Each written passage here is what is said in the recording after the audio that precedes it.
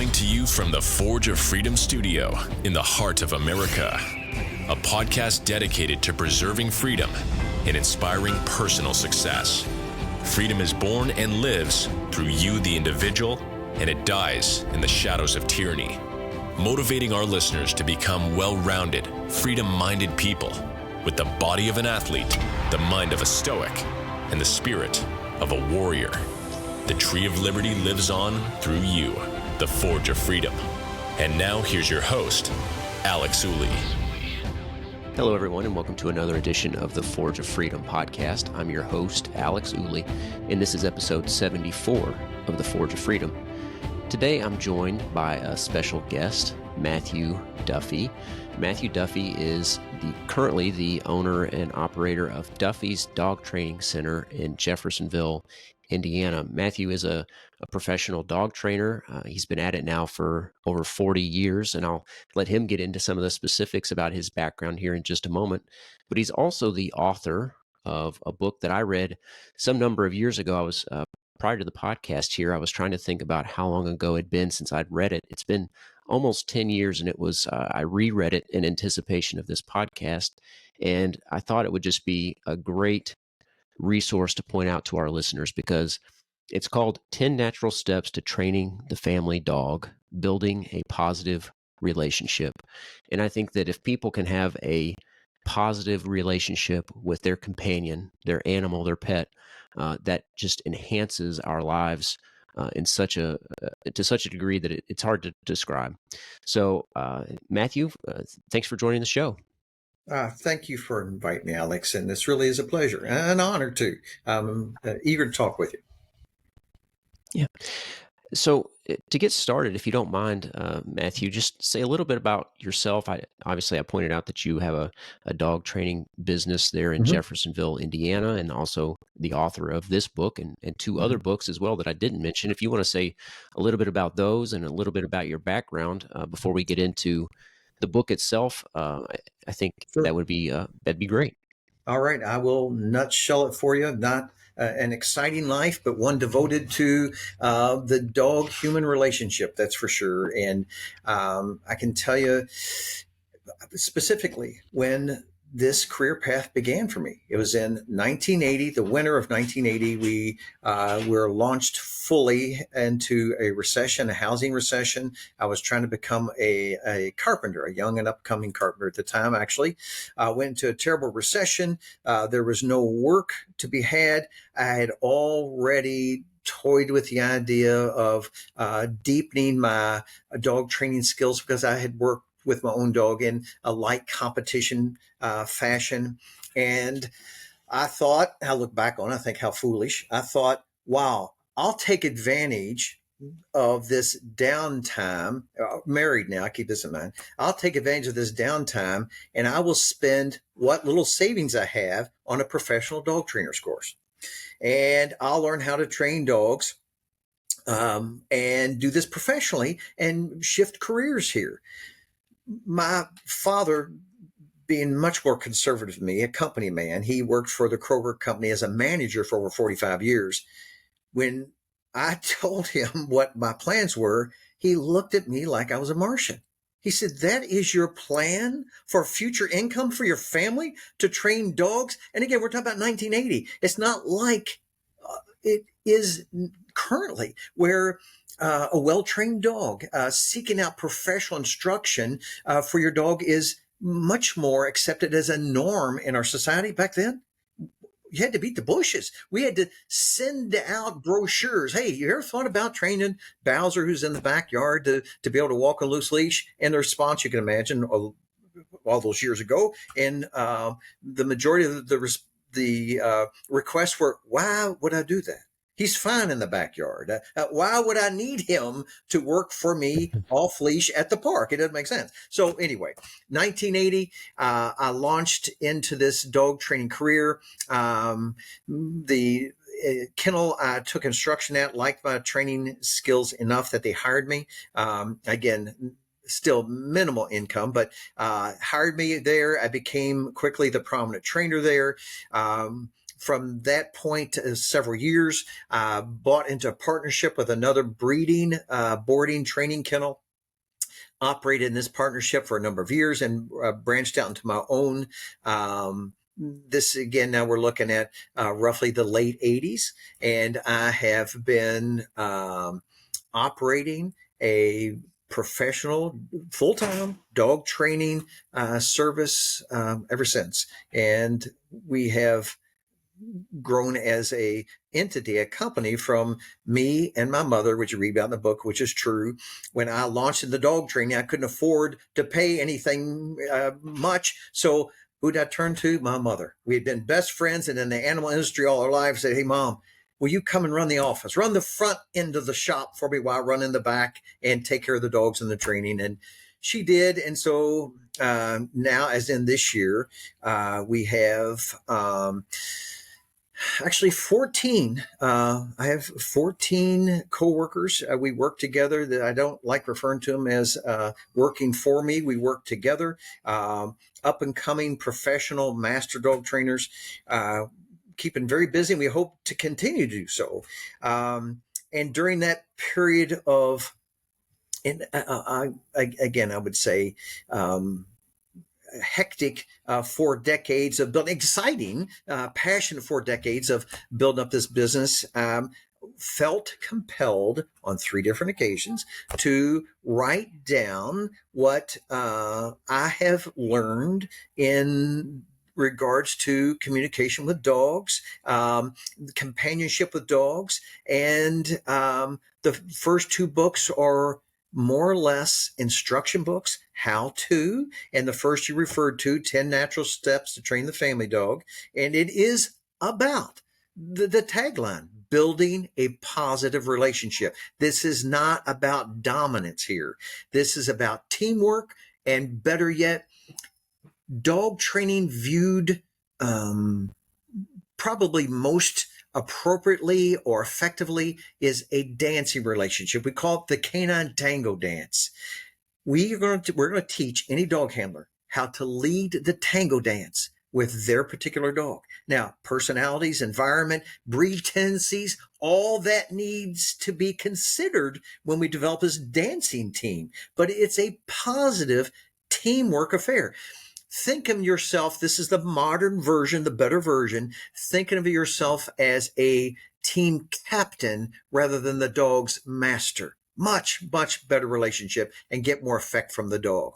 The second book, 8 Faces of Aggressive Behavior, it focuses on more assertive behavior in our canine companions and how to manage the watchdog behavior, how to get control of possessiveness, this overzealous territorial behavior, defensiveness when dogs, and again, it's understandable, don't like some of the folks that come to our house. I'm kind of that way too. There's some people I don't care for too much, but 8 Faces of Aggressive Behavior is a step-by-step detailed approach how you manage this in a healthy, positive fashion.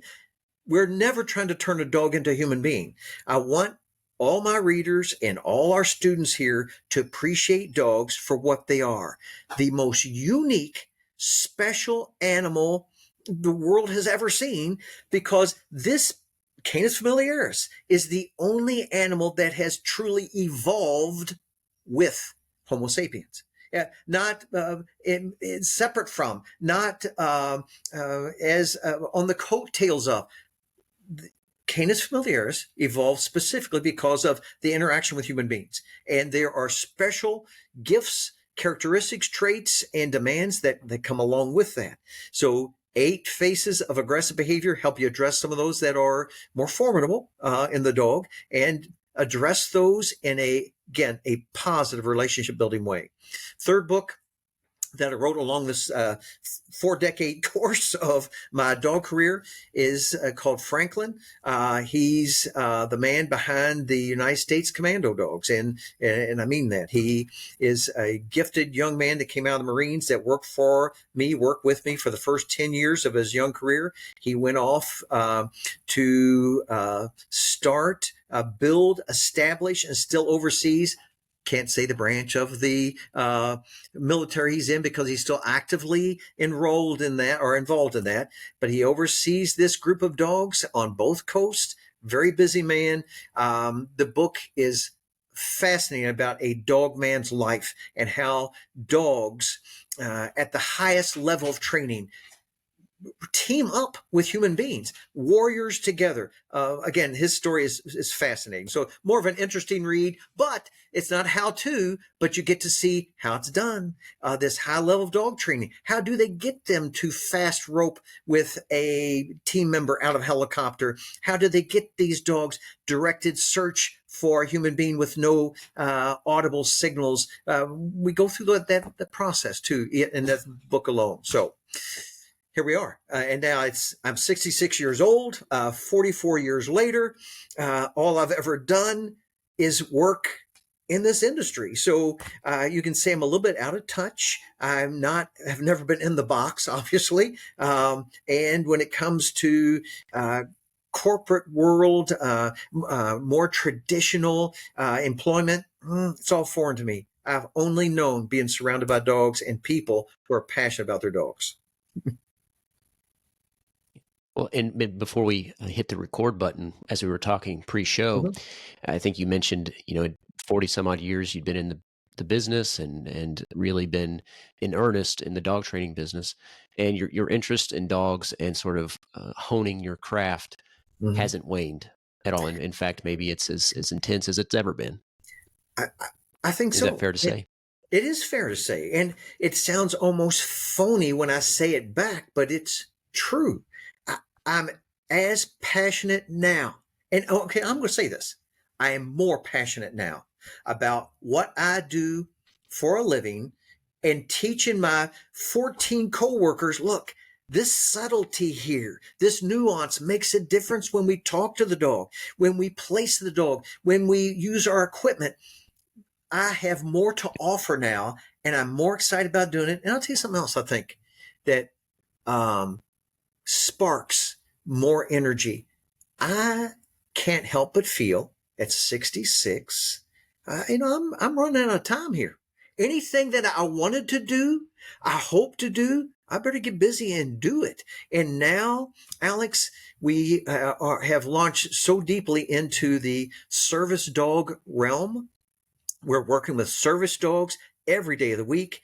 It is a motivator in itself, getting dogs to actually assist human beings to become, and again, I'm going to throw back to your podcast, Forge of Freedom. We, through this service dog aspect, give freedom back to people that lost it because of injury, accident, the debilitations of all kinds. That in itself has sparked me, and we've started really heavily into the service dog arena about 10 years ago.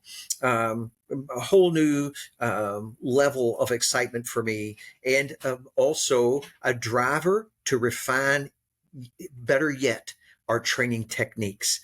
Positive training techniques balanced with this concept of consequences, incentives and consequences, giving the dogs freedom to choose which way they want to go. And again, give them the credit. All the dogs we work with, we've never seen a dog come through our training center. And to give you some perspective, we see 8,000 to 9,000 new canine faces a year come through our doors. Or I'll say this. We have roughly 8,000 canine students come through our door in a year's time. All of them a great deal smarter than a turtle. So easy for them to decide. I like this consequence and I don't like that one. Good. There's nothing scary here, my canine friend. You have control. You get to choose. Do you want the good or the negative? Well, I want the good. Good. I want you to want the good. Let's move on. And this is enhanced to the ultimate degree, this style of training with our service dogs. And it is, I'll send you some videos later on, some of our service dogs actually in training. It will excite you to no end, watching some of these dogs do their thing. I mean, it's just, it brings tears to your eyes a lot of times. Seeing these folks that have been imprisoned in their own house because they lack the confidence that they had was taken from them. They were stricken with ailments or accidents that have robbed them of the confidence to be free. The dog instantly gives that back to them. Instantly. Now they're free to go out and live again. It is just remarkable. Yeah, that's an amazing thing. Of course, helping people raise and build a relationship with a family pet is one thing, and a wonderful product of your work. And mostly what we if do. the owner is willing to put in the work, Yeah, right? right. Uh, but Magical when you statement. can see an animal enhance the life and of somebody who's got a disability of some sort, that's just got to be even more rewarding, I would think. Oh, it absolutely is. And But what you touched on, it couldn't be more true. Working with families and their canine family members is the bulk of what we do, and it is still the ultimate satisfaction also. And again, there's much, even many references in the 10 Natural Steps book about the ability and the need to appreciate the dog for what the dog is. And there is a term that guides us in our training, anthropomorphizing, which is very helpful. That's humanizing the dog. Okay. There are many training advantages to attributing human characteristics to a dog during training. Here's the qualifier: to a point. Dogs are not four-legged human beings, don't want to be four-legged human beings. All of us that are passionate about working with dogs don't want them to be human beings. But anthropomorphizing, for example, here's the concept. To say that Canis familiaris, our family dog, is an animal, therefore he does not reason. Wrong. He reasons, not to the depths of a human being, but he reasons. To say it's a dog, he doesn't have emotions or feelings. Wrong. Even plants feel. Plants have sentient qualities, but the dog is, very important concept here, get your mind around, the most emotionally complex animal on earth, second only to human beings. So you think, my goodness, you mean they get upset and worried and love? Yep. Not to the depths of a human being. But again, keeping that in mind, you're dealing with a sentient being anytime you're training a dog. So heavy-handed, hard, harsh because they're animal, wrong. Begging, coercing, bribing to get your dog to cooperate, wrong. Like, it's balance, like you're raising a young human being. Hey, here's some options for you. I'm encouraging you. I'm teaching you. I'm showing you how to get the best kind. But if you rather have the negative kind of consequence, they're there. So if you want to ignore, blow me off, challenge me for a different path, there are negative consequences, not injurious, not scary, not dangerous, just unpleasant. And so the dog can say, wow, I'm keeping calm while you're working a dog is critical through all this training process. But for a dog in a calm state of mind to be able to say, you know what? I can see this behavior brings about negative consequence. I'm calm in mind. I can think my way out. To get rid of the negative consequence, I need to get rid of the negative behavior. Behavior extinguishing. Exactly. And the dog can say in a calm state of mind. That's why it's critical not to be angry and volatile with your dog. He needs to be able to think calmly too to process information. The dog can also say, I am free to think calmly and connect the association between this behavior and a positive outcome. I'm going to hang on to that reinforcement. There you have it. The essence of balanced dog training. It is in fact, you think of it, the best dog trainers that work for me, they are scientific facilitators. They set up the learning environment. They have the right consequences in place. They encourage the dog, support the dog. In fact, build the dog's drive and confidence, but the dog chooses along the way which you would rather have. Always the same.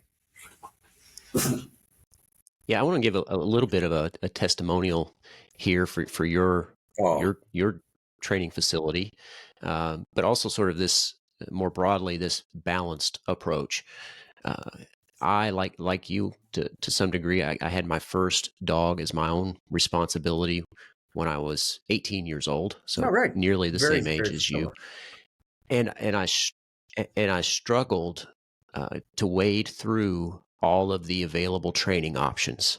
Um, as a relatively new dog owner, Absolutely. knowing very little about dogs and their behavior and how they respond to praise or to correction, I was sort of I encountered, people who would say that that they take a great deal of physical interaction to correct a dog, to change their behavior, to shape their behavior, and then at the other end of the spectrum, never use any physical interaction with the dog, only use treats and sort of baiting and luring and things like this. Yeah.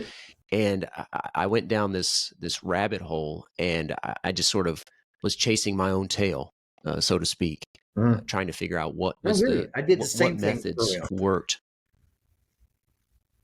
Yeah, and I found your work and the work of a few other I think are quality and reputable trainers online, and this balanced approach is by far what has worked best for me. And I went through your program with two dogs, How cool. and it's just amazing. I think people don't realize once you strike that balance uh, and are able to build that relationship with your dog, the relationship is just so much more rewarding Oh and my gosh, yes. just enhances your life to a great degree, not and is not such a burden on your life. Exactly. And I would say it is an enhancement for dog lovers. If you have this balanced relationship, it means you really are a team. You are a team and you can experience life together uh, from the positives and the negatives. I've been through a divorce that was all devastating for me. And it was a real psychological, physical challenge for me to get through. And I think how much it meant to have my dog with me through that process. She says, well, what did he do? Did he counsel you? Obviously, I'm laughing here. Did he counsel you? No. You know what it was? Whenever I was really in a down state, just looking at him thinking, dude, it's life. We're good. You're walking. I'm a dog. Hey, let's go for a hike.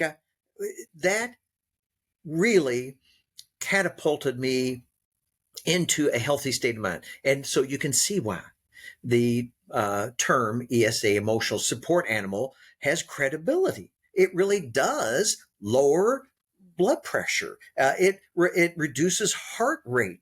It reduces cortisol in your system. It is real, and the balanced relationship or the balanced training approach to bring about this kind of healthy teamwork relationship is all about, when I say equality, really what I think we're talking about here is respect for the dog as a sentient being, given him the opportunity to have a rich life with a human counterpart, meaning it's unnatural, dog, for you to, how about this? As simple as it gets, unnatural for you, dog, to not urinate when your bladder gets full. You say, well, yeah, bladder's full, you urinate. Up, except you're in my living room now, so you need to hold it until I get you outside. You say, well, Matt, that's so unnatural. I got you. It is. The trade off, though, if I can get him to abide by these rules, as unnatural as they are, I can promise him a richer life than many, many, countless millions of human beings have, which means my dog, my personal dog, as in most of the dogs, the thousands of dogs we see a year, they have quality calories every day of the year.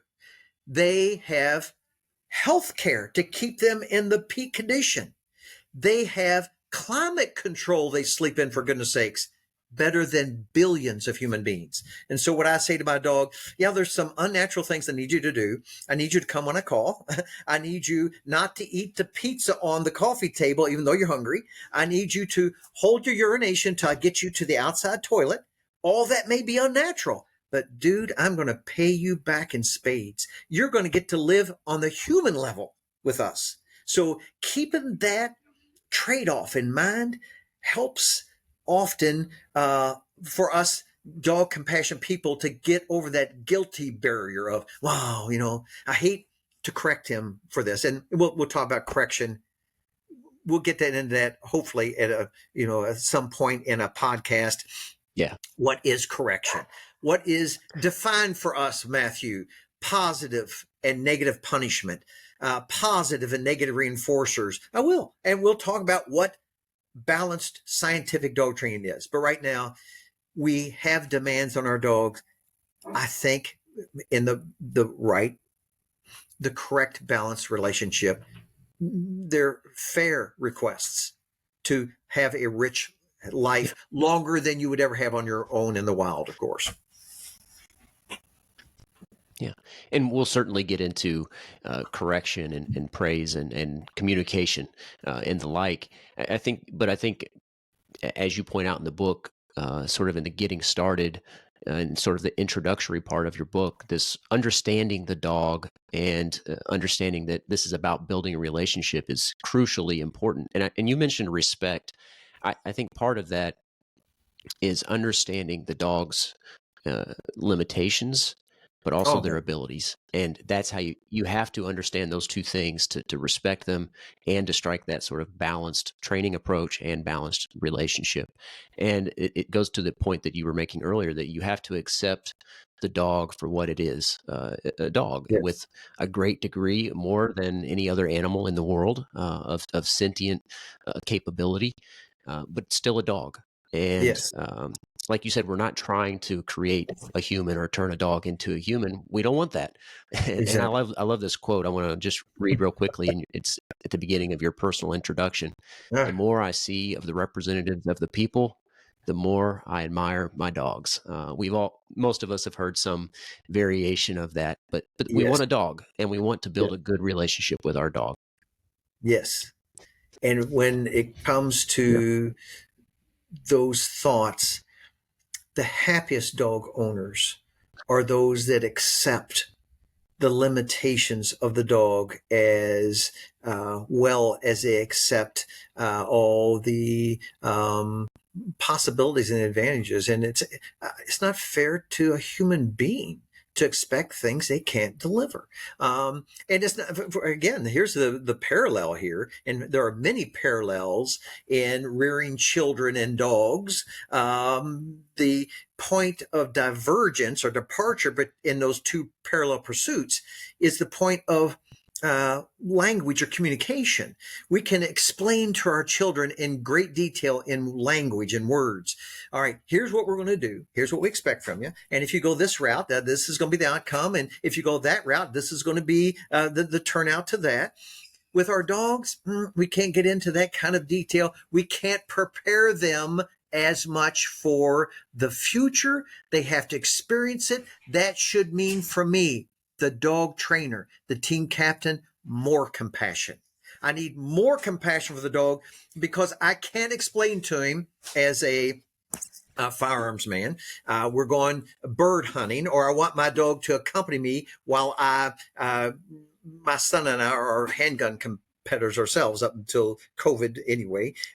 We're going out and shoot on the range. First time for my dog, I can't explain to him what this is going to be like. Okay, now you see this gun? It's going to go bang. It's going to be loud. You want to hold your ears.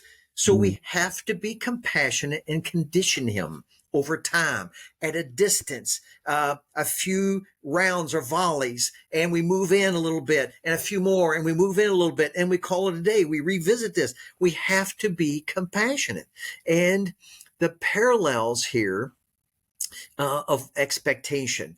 I've got let's say, my son, really a sharp-minded math, always has been. But let's say he is 7 years old and he's really doing well, starting off in math. And so I think, wow, if he's doing this well, I'm going to expect him at 7 years old to dive into algebra and knock that out. Wrong. How wrong of me to think, why did you put that unfair expectation on him, which now makes my son hate math? Because he said, I was confident. I was good at addition and subtraction. Now this whole equation thing, I don't know. I'm lost. It's now an aversion I created. It's called a learned aversion. So now my son hates math because I put him in this situation with unfair expectations. Same thing with a dog. Same thing with a dog. As we bring them up, keep in mind what the limitations are. And you say, how about this? I have a really tractable, trainable. That means in bare bone terms, he's attentive, he's cooperative, he's intelligent enough to retain information and use that. Good. I have a very tractable Siberian Husky. Wrong expectation for me to think I'm going to get him in short order to herd my sheep. That's wrong.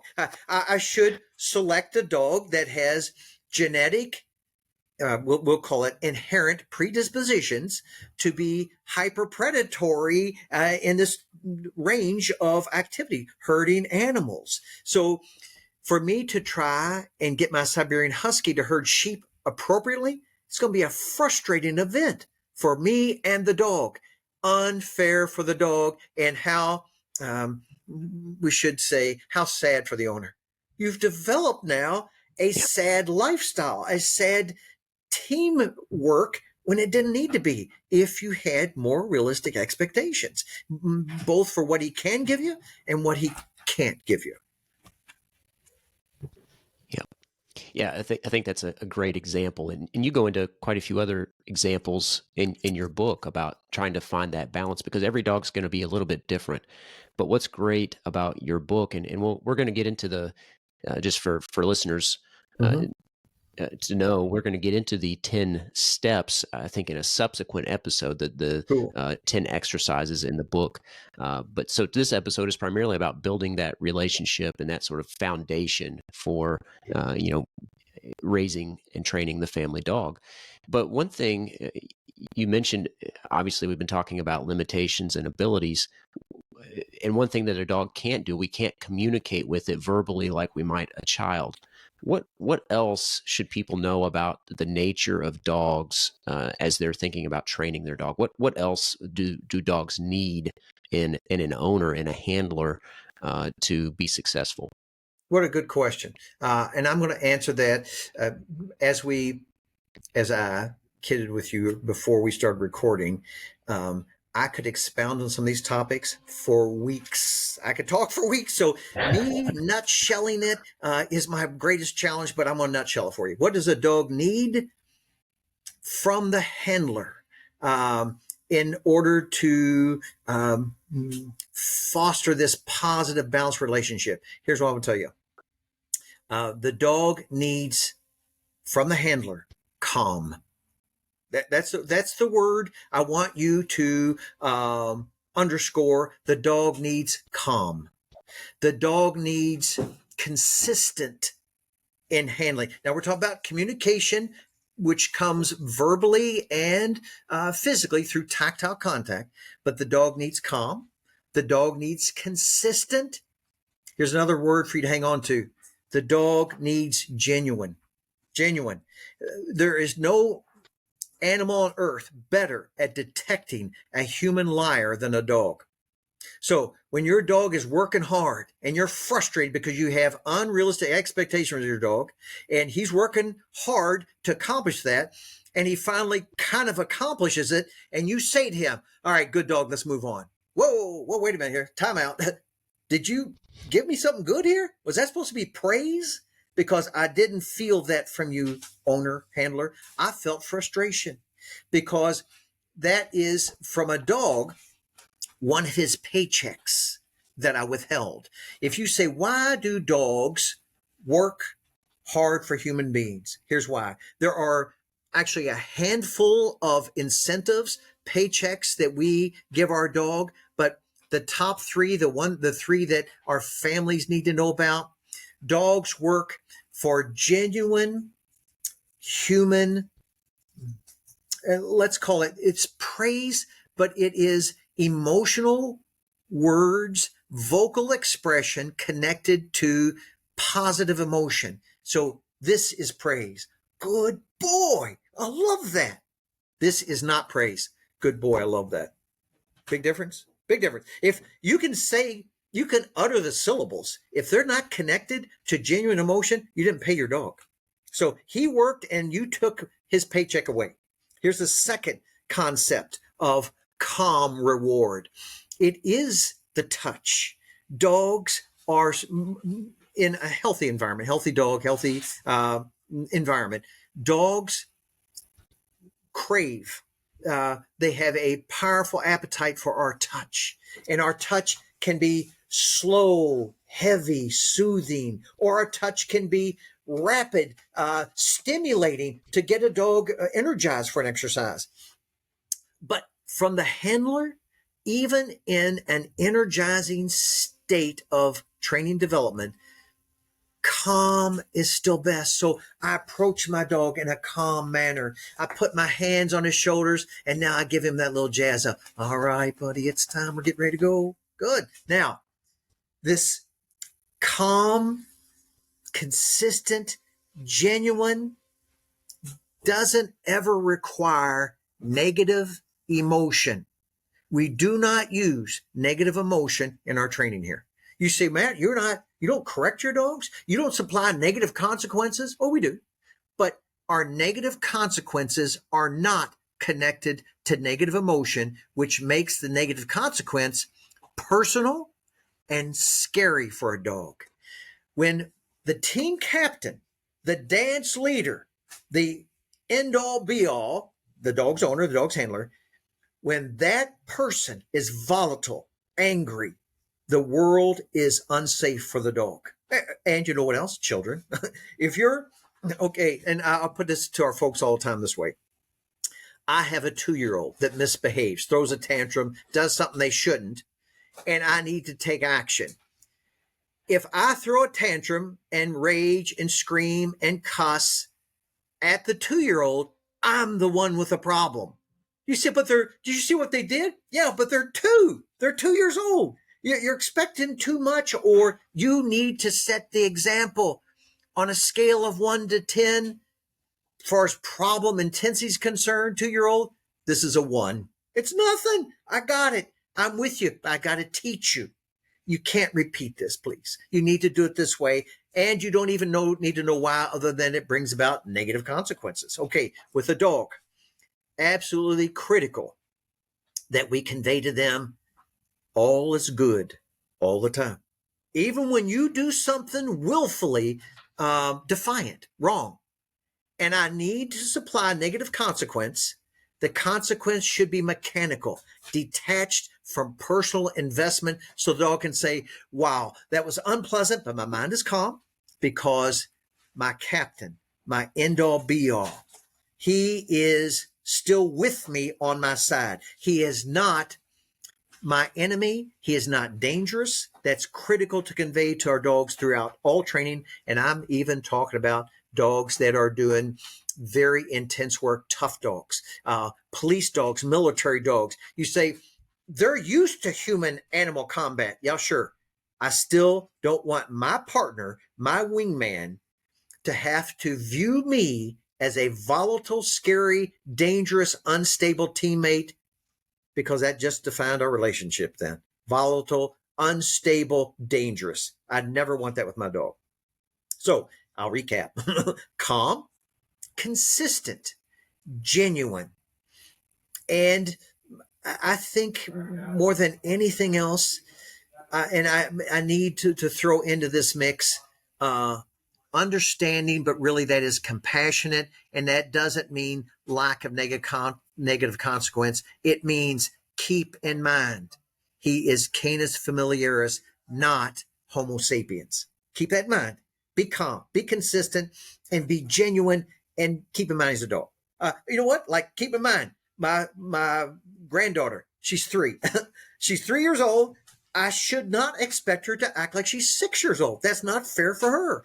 And if I get upset, and I will tell you, Alex, you're not there yet, but being a grandpa, so much easier. You hear jokes about that all the time. Oh man, being grandpa is easy. I think, true story, by the way, everything gets easier in the rearing part from dogs to my input to the granddaughters.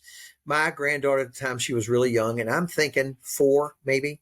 And we have a very family-oriented business. My daughter is actually the head of the business now, taking over my seat as far as business practices. So my granddaughters were raised here. And young, we got them tucked in our little office, and my granddaughter Isabel's sitting at my desk, and we have markers for them. Markers. These are markers for this paper. They're not permanent. I only use these markers. Don't get in, they call me Papa, don't get in Papa's drawer and get a permanent marker and use it. Okay, got that right. Heidi and I, my daughter, we got busy.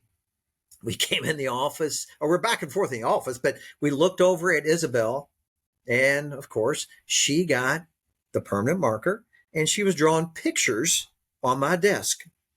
Heidi was beside herself, apologetic, and Alex, the truth is, I was genuinely laughing, and I was trying to cover it because I didn't want Isabel to think this was okay, but at the same time, she's 4. I got pictures on my desk. I cherish those pictures. I don't want anybody to erase them. I like them.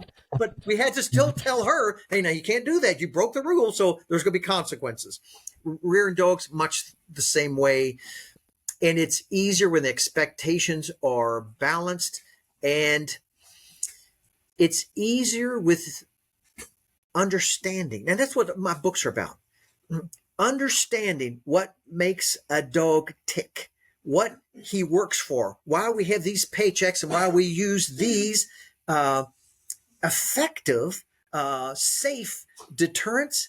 When you understand that, it's so much easier to build this happy, balanced relationship.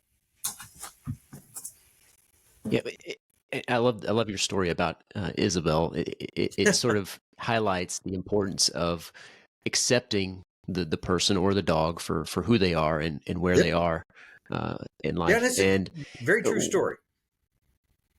Yeah. And obviously we've been talking about what the dog needs in a handler to sort of build the relationship. But part of the point of all of this, right, is that there has to be trust between the dog and the handler. Absolutely. And that's a key component to building the relationship, is building that trust. And could you say a little bit, you talk about this in the book, the importance of play before you get to sort of more engaged training, like manners or formal commands. It really kind of starts with play. Can you say a little bit about that? Yeah, and we call that structured playing. And I am going to touch on this trust concept just for a moment. Dogs and children are not going to passionately follow a leader unless they trust the leader. And trust equates directly into safety. The dogs, the kids need to feel safe around their captain. And the captain is very important. The team leader is very important because the team leader doles out consequences, positives and negatives. But the calm, the consistent, the understanding, that does bring about trust, which brings about safety, which brings about devotion from dog to handler. And that is the equation that must have all its components to be complete. Now, within that equation, structured playing, and again, many times we'll go back to and use as analogies our interactions with children. And I'm still very careful that we're anthropomorphizing here, but we're not going to cross that fuzzy line. Our dogs are dogs, our kids are kids, and our adults are adults, and so on. Okay, now, structured play. What that is for us is allowing a dog to be his natural self and rip and roar and roll in the dirt and rip at grass and jump on, and I'm going to say me, the handler, tug of war. For us, rearing our own dogs, we know that in order for my dog to be fully developed, fully expressed, he needs to have the avenue of dog play available. Now, this brings up many points. You say, well, Matthew, is it better then to allow him to play with other dogs? So take him to a dog park and play with dogs so he gets to do dog stuff.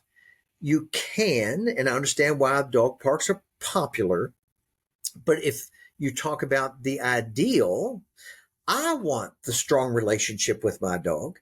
I want to be able to wrestle and play with my dog and be with him while he rolls in the dirt and while we hike through the wet woods.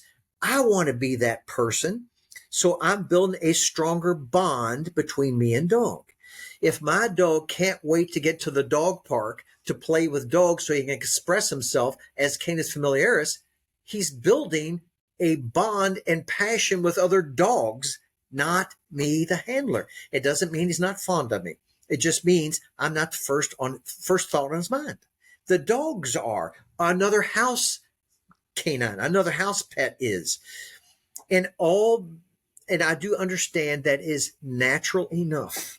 So defining what you want in your relationship with your dog is important before you launch into training so that you can structure your interaction accordingly. So structured play is play that we can turn on with our dog. So we have signals for that. We make those clear through modeling for the dog. When I say, let's fight, that means I'm going to wrestle with you on the floor, pseudo wrestle. When we say to our dogs, take it, or tug of war, what I've got in my hands, we're going to wrestle with. It's good. But at the same time, I don't mean my jacket. I'm not tug of war with my jacket. And I also want my dog to know other people aren't necessarily as enthusiastic about that. So structured play is with your key handlers, primary, secondary, tertiary handlers, the family leaders, the dance leaders are going to be more than one. And structured play means I define the rules. Tug of war with your rope bone. Structured play means I decide when and where and how long. So when I say it's on, man, it's tug of war, wrestling, growling, rolling around the ground together. When I say, whoo, that was fun, that'll do. That's enough. Now, structured play is over. He said, well, I didn't get enough. I want one more round. It's not up to you. Team captain said, we're done with this now. We'll play later another time. Structured play. That freedom to express their animalistic tendencies, to me, critical for the best health in a dog.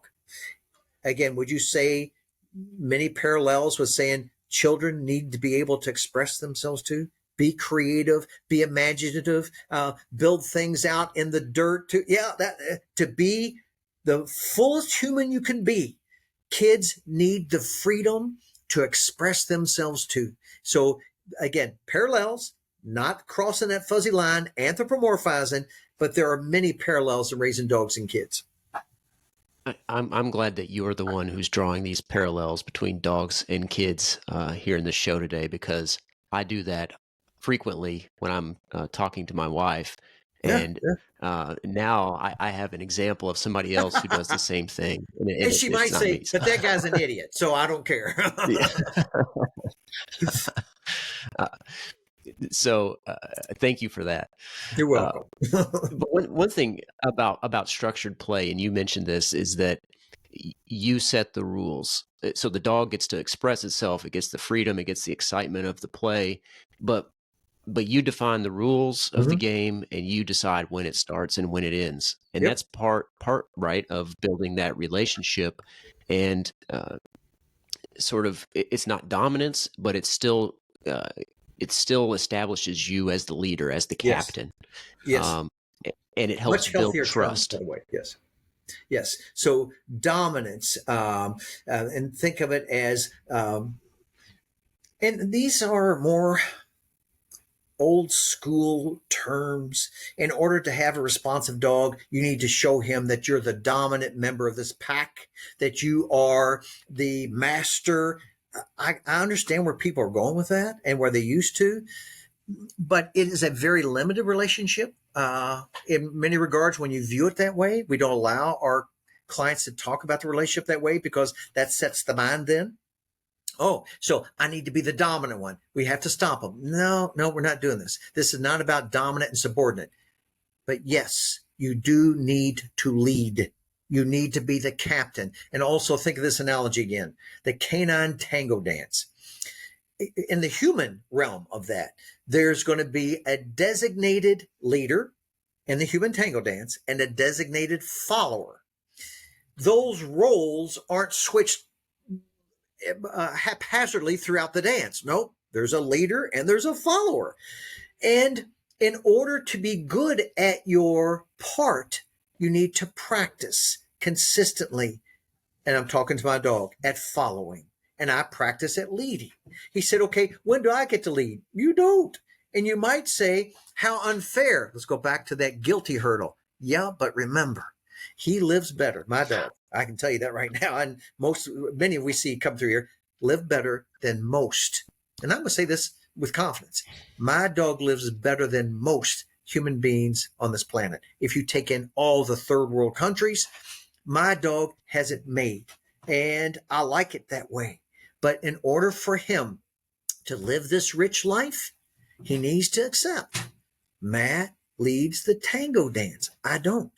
Matt is the captain, and we don't swap roles from time to time. That's exactly right. I don't need to be a dictator, though. I'm a captain that's right in the trenches with you. We do things together, but I call the shots. Perfectly said. Yeah. Okay. One thing, we've talked about play. We've talked about what the dog needs in its handler. Mm-hmm. I think a lot of times, and this has been my frustration when I hear people. Sometimes my dog is a relatively good dog, and people see that. And of course, I recommend people to you when they ask about where to go. But sometimes they'll ask me for advice, and I'm not really qualified to give advice. Probably much more so than you think, just from the success you've had. Yes. But one thing that I see a lot, and I'm interested to get your thoughts on this, is that people think, oh, I just need to send my dog to somebody so they can fix the dog, and then it'll be good forever. And that misses a lot of the equation that you were talking about earlier. Oh my gosh, yes. It misses the relationship building, and it misses for really when, and I know because I went through your program twice, you're training the handler more than you're training the dog when somebody goes through your program about how to communicate with the dog. Yes. Can you say a little bit about that? I will. And in fact, we could say how unrealistic to expect. And in the hunter's world, the human hunter with hunting dogs, that's common practice. Send the dog off. He'll learn to hunt and be with a hunter, and the dog comes back. I expect to plug him in, and he works. It's a challenge. When you talk about more intimate relationship with the dog, we need to do things together side by side, especially the ultimate in that regard would be service dog training. All right. How unrealistic to think I can send my dog away to learn how to follow the canine tango dance with a human being. And I, the proposed new leader, will take no instruction on how to lead the dance. So my dog comes back and he can follow a tango dance pretty well with someone who knows how to lead the dance. And so the owner says, but he doesn't dance well with me because you don't know the first step to tango. How could you possibly expect he's going to dance with you when you can't lead it appropriately? So the dancing analogy, I think, is a good one to keep in our minds. And the team captain analogy, a good one to keep in our minds when we're working with our dog. So if I have not demonstrated is better. If I have not demonstrated my captain skills, meaning setting rules, reinforcing the rules. How about this? consistency, calmness, genuine, being genuine. If I have not demonstrated these things to my dog over repeated experiences, why would I expect him to see me as a captain? He wouldn't. You said, but Matt, he worked so well with this captain you sent him off to in training camp because that fella, that woman proved to the dog, I have captain skills. You will follow me. I can lead the tango dance. I'm going to show you how to follow. So what you said is so true. Most of successful dog training at our training center is actually instructing the owners on how to think, communicate, and act appropriately around a dog to foster this relationship of I lead the dance, you follow the dance. I'm the captain, and you can say you can be the lieutenant, but I'm the captain. We're a team, and I lead. So it is all about teaching the owners to this degree. This is a little dramatic, but it's true. Train the dog fully and not the handler at all, disaster.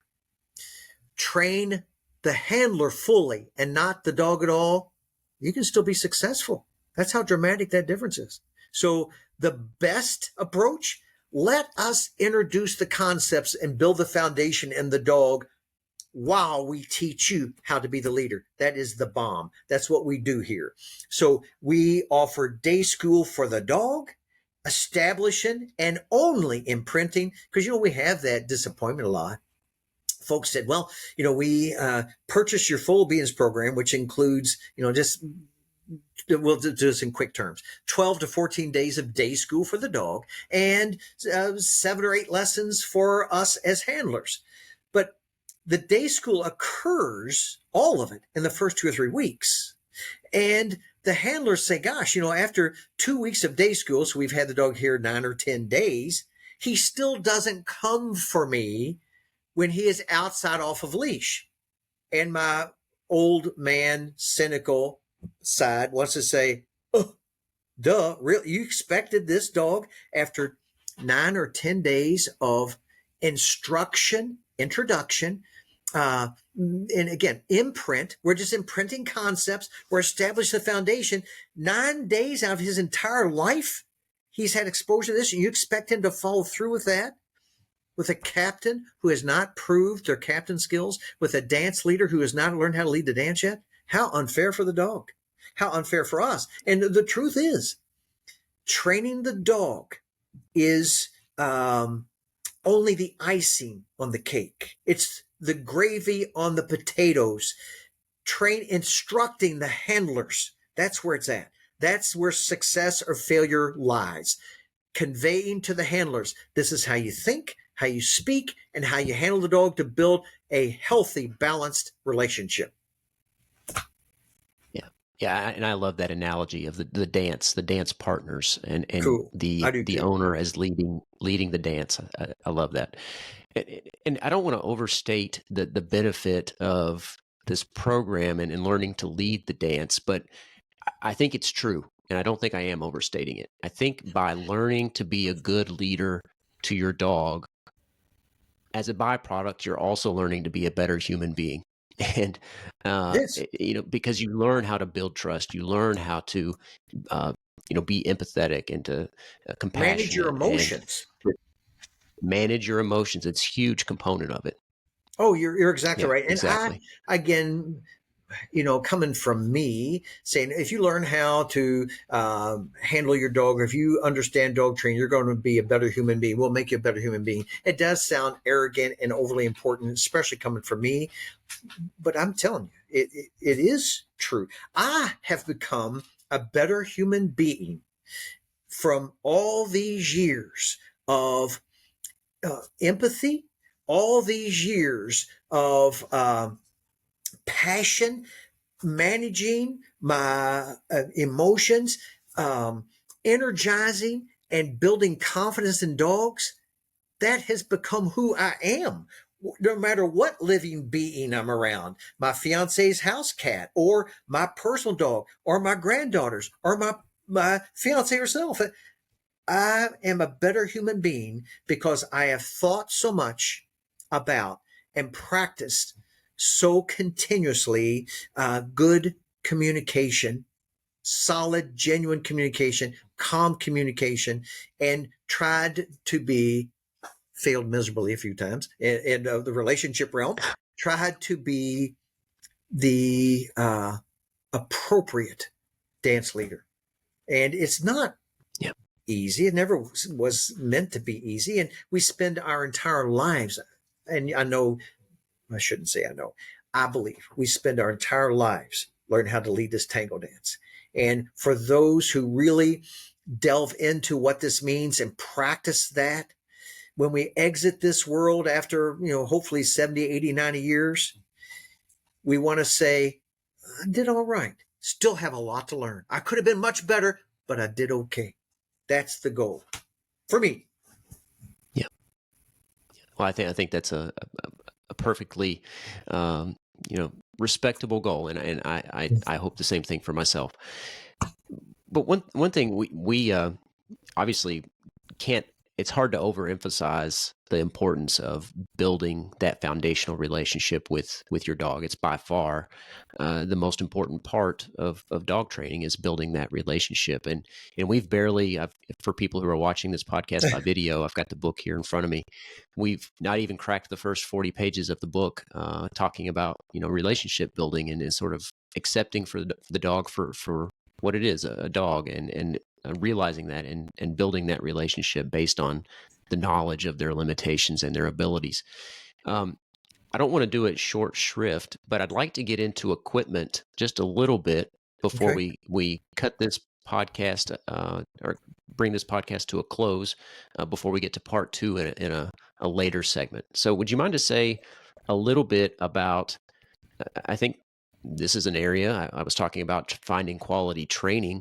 I think this is another area where people can get lost in the sauce, so to speak, of all the options that are available to them. But they're really just very few simple quality products that people need to get started with dog training. Would you mind to say a little bit about what people need before they bring home their new dog, or even if they've already got a dog? And again, this will be applicable if you're picking up a weanling from a breeder, or you're rescuing a dog from a shelter, or you're one of our service dog handlers who's taking on a new fully trained service dog. There's some basic equipment you need to have. And we're asked all the time, what equipment do you use to train dogs? Now, here's the list of it. We use everything. We use leashes 6 foot long, short training tabs, less than 12 inches long, 10-meter long nylon lines for tracking and distance work. We use slip collars that are made out of chain, slip collars out of nylon. We use martingale collars. We use clickers as markers and bridges. We use muzzles for those dogs that are overly reactive. We use harnesses for our dogs constantly in this realm of service dog work. We use and think of it as a leverage collar. The pinch training collar is applicable, and here's how this can work. I have a very capable small handler. She's 90 pounds, and she has a fancy for powerful working Rottweilers, actually a client in dog matchup. And her Rottweiler is an athletic, intense, 135-pound dog. No way in this world that woman is going to impress this dog or back him off of wanting to jump on something he shouldn't with a leash and buckle collar. So you see, you don't use buckle collars. We use them all the time, but for buckle collar purposes. Slip collar. She's not going to impress this dog with a slip collar. So I recommend what we call, it's a leverage collar. It's a pinch collar. It magnifies what the slip collar does. But here's what folks must keep in mind. Our goal with all the equipment is to use it appropriately, so we get to a relationship understanding where we really don't need equipment that much. It really is a hands-free relationship. That's where we're headed. Now, one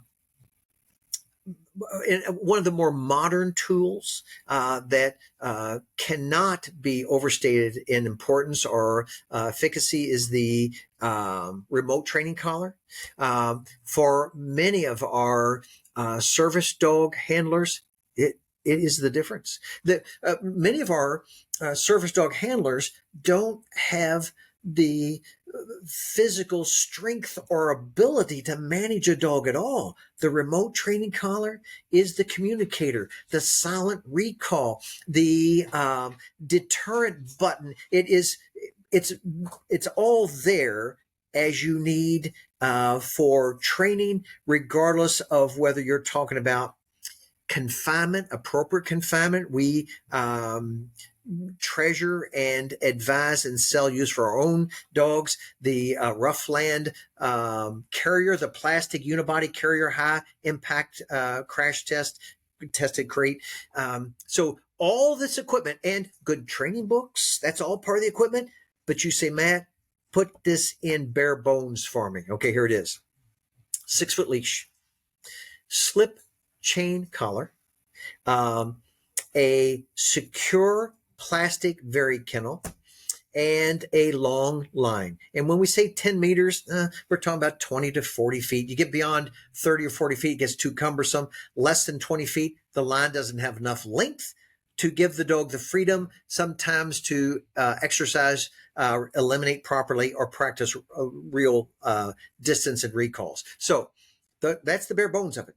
A 6-foot training leash of appropriate weight for the dog, a slip chain collar that is, and the chain part is important because it's the fastest of the collars, of the slip collar models.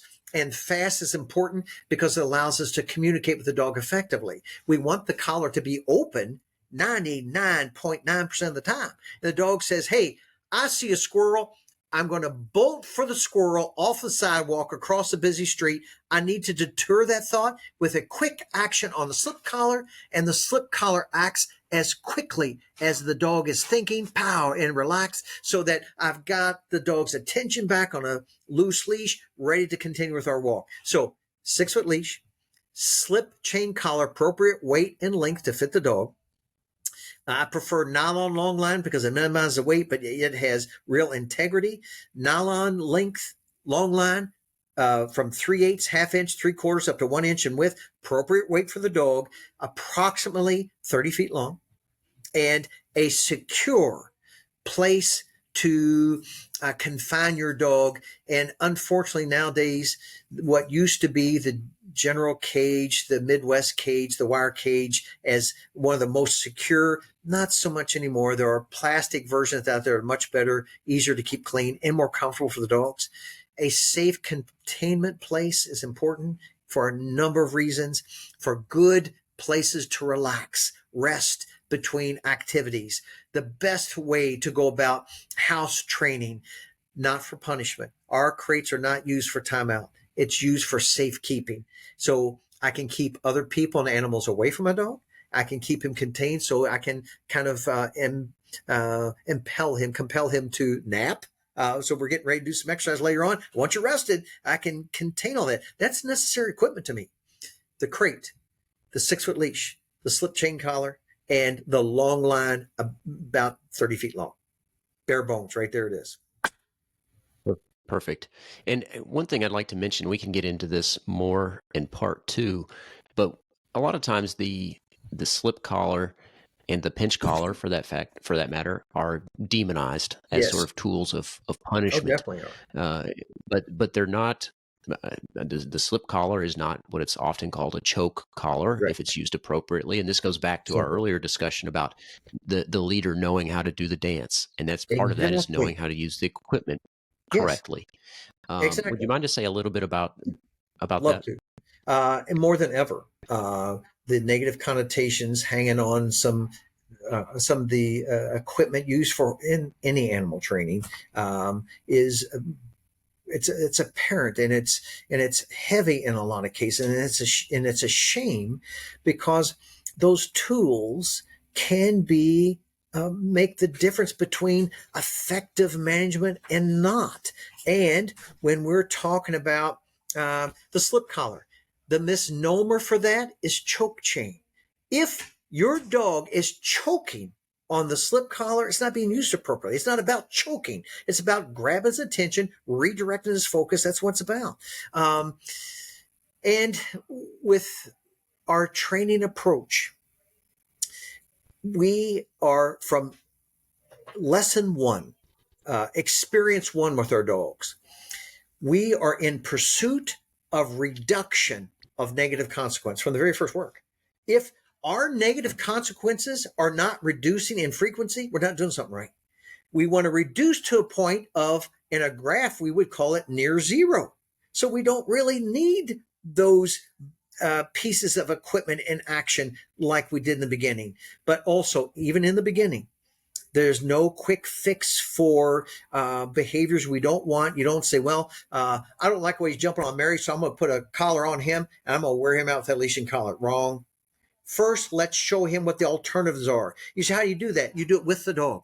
We do it with placements, subtle compulsion, modeling. I'm going to show him what pace we're going to walk at and how we're going to walk on this side or that side. And also, when we have the labels, placed inappropriate labels, misnomers put on all the tools, here's an analogy that can shock you into, well, yeah, maybe it's not fair. Maybe we should assess the tools used properly a little differently. You take the American sport, baseball, and one of the main tools in that game is a baseball bat. How many times has that bat been used for a weapon to brain somebody? You think, well, yeah, but so bats aren't bad. It's how they're used, of course. And like we know, dog collars, baseball bats are misused. How about in your field of expertise too, firearms? It's Exactly. And again, I'm going to not get on this tangent and throw listeners into a rage. But it's the handgun didn't kill anybody. It's the operator of the handgun. The bat didn't hurt anybody. It's the swinger of the bat. The slip collar did not damage the dog used properly. The user did. It always goes back to that. And it's a delicate discussion because I am outraged when I see somebody using training equipment the wrong way. I mean, outrage. You say, well, you use them too. I use them in the appropriate manner. And I'm all about teaching the nuances to using it the right way. And it is when we talk about remote training collars, we don't use the term here shock or electric collar. It sends the wrong message. This is much more like a TENS unit. It is, again, used only at the stimulations to redirect the dog's focus. And the goal is the same. I want to get to the point where I don't need it. That is the whole plan. So we could, like I said, and this going on and on for me is a weakness, a fault that I work on because of these subjects I've talked about so much for so long. I really need to rein myself in, and we can revisit a number of these topics from time to time as we go. But this has been a real for me. I really enjoyed talking with you, Alex, and hope we can get into some of the details, maybe of the training a little bit later, and help some folks possibly delve into this relationship building process all on their own, just from what we discuss here on the program. Perfect. No, and no apology necessary. I enjoy hearing you talk about these things, and I'm sure our listeners do as well. But to your point about the equipment and the tool is what these really are. Whether it's the collar, the leash, the bat, or the firearm, they're tools that have legitimate, useful purposes. Beneficial purposes, and it's about taking the personal responsibility to use them properly. Accountability. I have had my little office here broken into one time years ago. We ended up having to put bars on our window. It's not like we're a bank and we have a lot of cash coming and going, but somebody felt like they'd get something. There was a nice framing hammer left on my windowsill that was used to break into my office. You think, well, hammers should be outlawed. No, that's how we built this place. We need hammers. This particular individual used it to rob me. He hammered his way in, hammered his way into our cabinet, our lock file cabinet, So do I want hammers banned by law? No. I love for that fellow to be caught, never happening, but I'd love for that to be done. It is the same with training tools for animals. And I understand why that is offensive to folks for a number of reasons, especially if you're not involved in this industry, or you know what? And it's okay to be a very compassionate human being and to say, for me personally, I don't like watching movies that are centered around brutality. That's not entertainment to me. You think, why do you like it? It upsets me. Wow, you're really sensitive, Matt. Well, okay, call me sensitive. I don't like that. I can see why people don't like the use of some of our training tools. I can see why firearms among the general public, and again, if I think most people were able to attend a firearm competition. Again, for my son, it's handgun competition. They might be shocked at how organized and pleasant and sport-like it is. It wouldn't be as scary, but I can understand somebody saying, guns frighten me. I don't want to be around them. Got that. But to say, go one step further, I'm sensitive to movies that have gratuitous brutality. I don't think they should be banned by law. If somebody else says, I'm into that entertainment, it relaxes me, go for it. But I don't like it. I don't like, says somebody, the use of the slip collar the leash on a dog. I understand that. But because you're sensitive to it or don't understand how it's used doesn't mean it should be banned or made unlawful, of course. And I feel the same way again about firearms. So, more than ever, I think we are in such a volatile, passionate, we'll say, polarized society. There are no easy discussions anymore. No easy discussions over the Thanksgiving table with your family about Republican, Democrat. Are you pro-guns, not pro-guns? Oh, my goodness. Now, they're all delicate subjects. Vitriol seems to be connected to both sides of the argument, even among family members. We're in a strange time, and when you understand terms of yang and yin, it's swinging from one to the other again. That's it. Yang and yin from one to the other again. We're just really pendulum far into the swing and part of humanity. Yeah, I totally agree, and I appreciate your comments in that regard. I think that what so many people lose when they act out of fear and call for the government to step in is they are saying that the rights of ordinary, law-abiding, good people are conditioned on how criminals use particular items or exercise particular privileges or freedoms, and that shouldn't be that shouldn't be the case. It is. It is.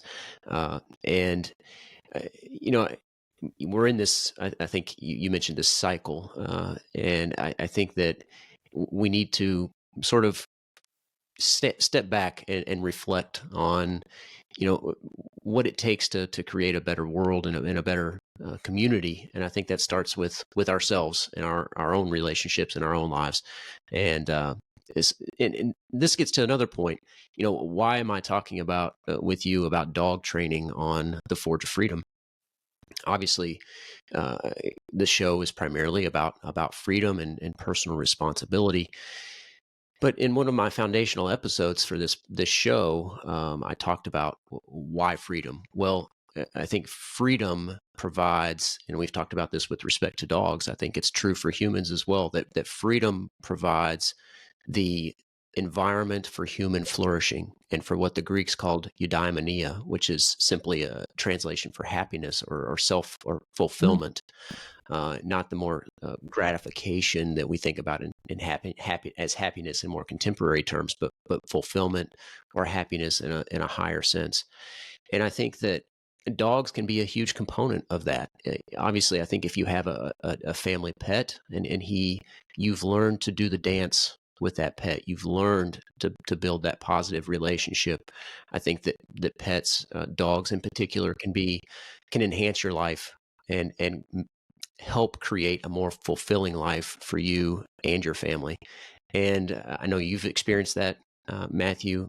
You talk about in your book your experience with your dog Kaiser as a young boy, and how working with dogs today harkens you back to your memories as a young child. And I think that you would probably agree that your life is more fulfilling because you've been able to build positive relationships with dogs over the course of your life and continue to do so. So I think that's where this fits in. This discussion fits into the discussion about freedom. Is it's about helping people take responsibility for Yeah. themselves, for their Oh, family, exactly. including their pets, and to help build a more fulfilling lifestyle. Well, I love your perspective, and I concur 100%. I couldn't agree with you more.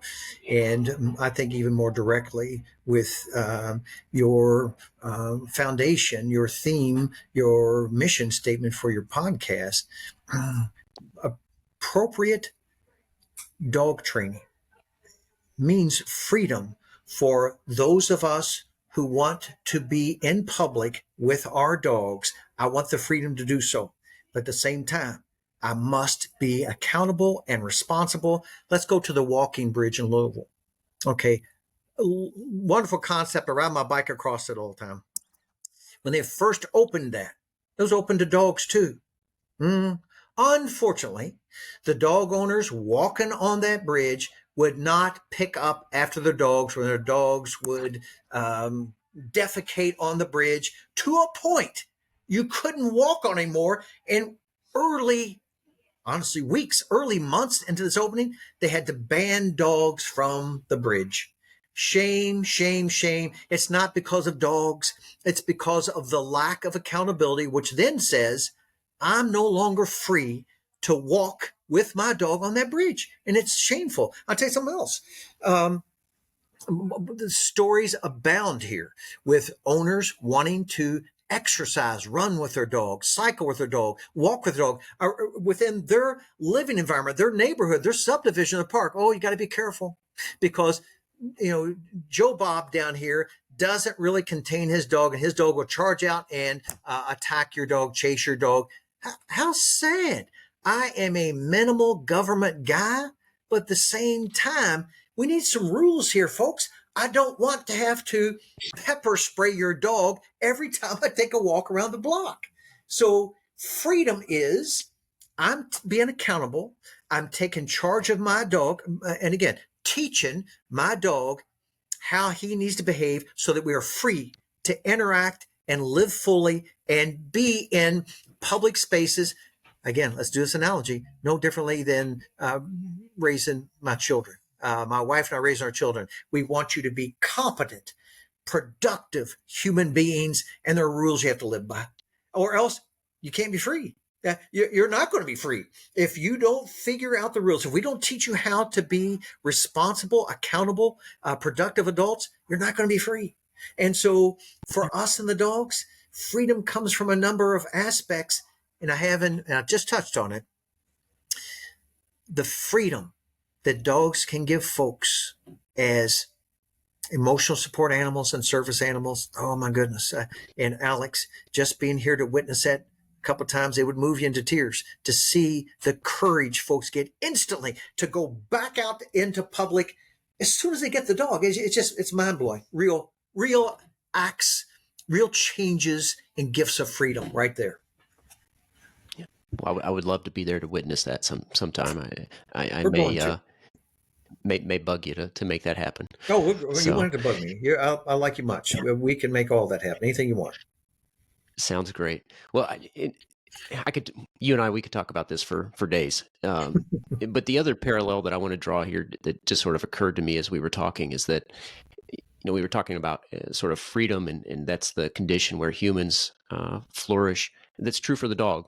too, Yes. right? I mean, that's partly Yes. what we're teaching the dog to have agency, to take personal responsibility, so that the ultimate goal, right, is so that the dog can be a wonderful companion, but so that the dog can have freedom and Exactly. be So off he leash. doesn't have to live in a pen Yeah, in the backyard because he acts like a wild animal.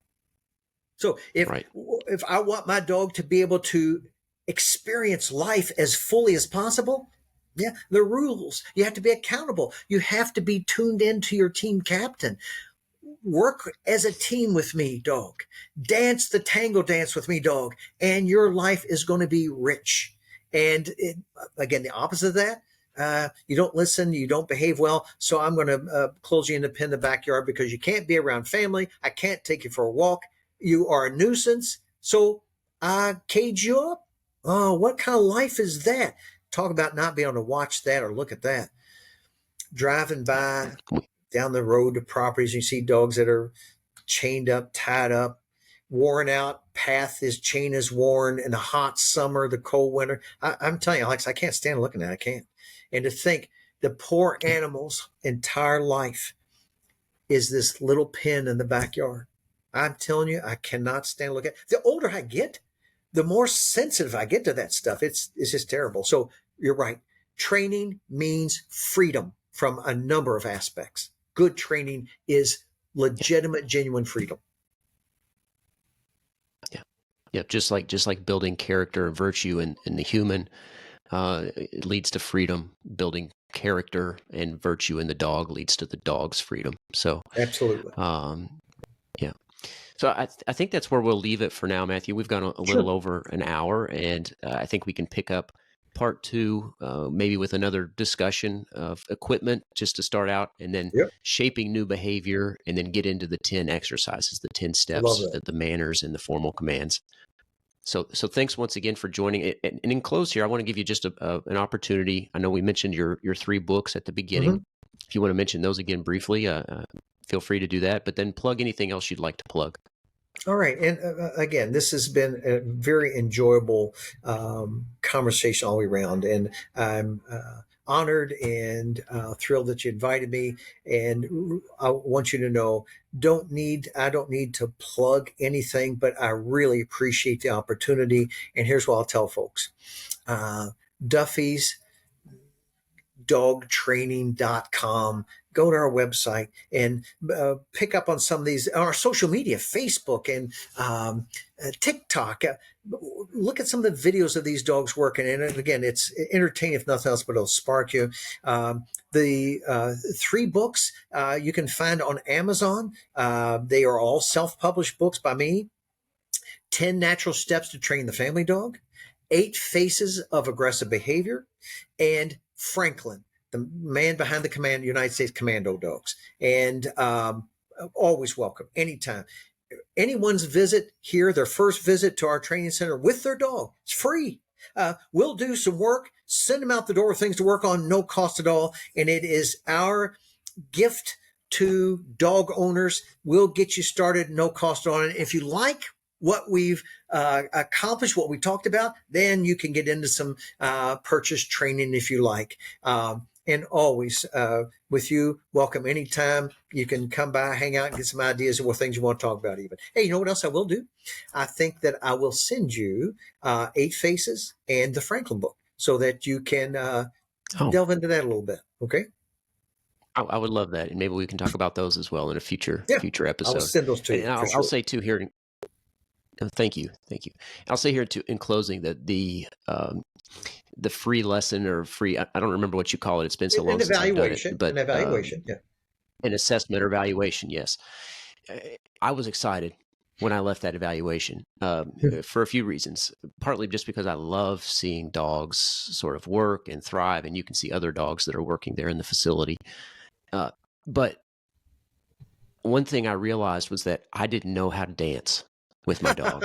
And I realized there was so much opportunity for me to learn, not just the dog.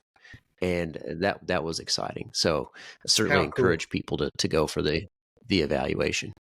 How So cool. thanks kind again, words. Matthew, Thank you, sir. for You're coming on the welcome. show. Yeah. My pleasure. Can't wait to I do it hope again. And we can be in contact with each other and we can set this up sooner or later, whatever suits your schedule. Sounds good. Sounds good. Well, thanks everybody for tuning in. I hope you enjoyed it and learned something as well. I know I enjoyed the conversation. Again, Matthew Duffy, we were talking about his book, and we'll get into it again here in part 2 in the near future. But his book here on the screen, if you're watching, 10 Natural Steps to Training the Family Dog, Building a Positive Relationship. If you did like the show and learned something, please subscribe, hit the like button, and share it with your friends to help us spread the message of freedom and to help people build a better relationship with their family dog. Thanks again, everybody. And until next time, remember, you are the Forge of Freedom. Thanks for listening to this episode of Forge of Freedom. Be sure to subscribe wherever you heard this podcast so you never miss a future episode. For more information or to connect with Alex, you can go to forgeoffreedom.com or follow him on Twitter at Forge of Freedom. Until next time, remember, you are the Forge of Freedom.